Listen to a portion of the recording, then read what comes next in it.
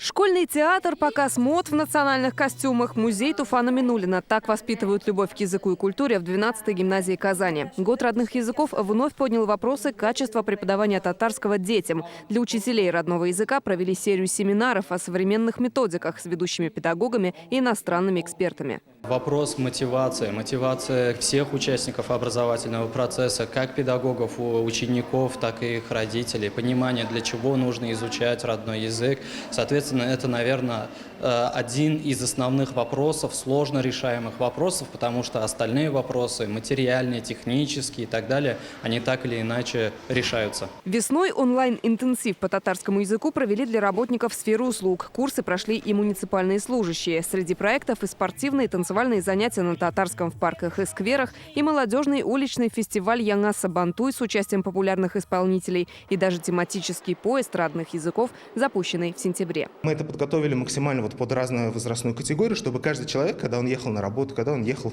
просто в метро, едет он и видит какую-то интересную вещь для себя. Увидел, выучил пару интересных слов на татарском, на чувашском, на марийском, на других языках, узнал там какое-то правило по русскому языку, например, как правильно говорить или куда правильно ставить ударение, и счастливый, радостный пошел дальше по своим делам. Главным результатом года родных языков стали опыт и понимание, как работать дальше, подвел итог встречи Марат Ахметов.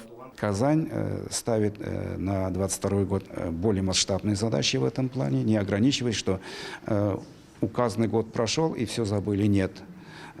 Казань, руководство очень амбициозное. Я очень надеюсь, мы совместно с нашей комиссией все больше и лучших дел совершим и в следующем году. Вывески школ и других социальных объектов давно уже дублируются на 2 государственных языка. При этом главная улица Казани едва ли скажет жителю или туристу, что он в татарской столице. Из более чем 200 объектов вывески на татарском есть лишь у 8. Сейчас казанские депутаты готовят предложение Госсовету Республики о поправках в закон о языках, чтобы привить двуязычие и бизнесу.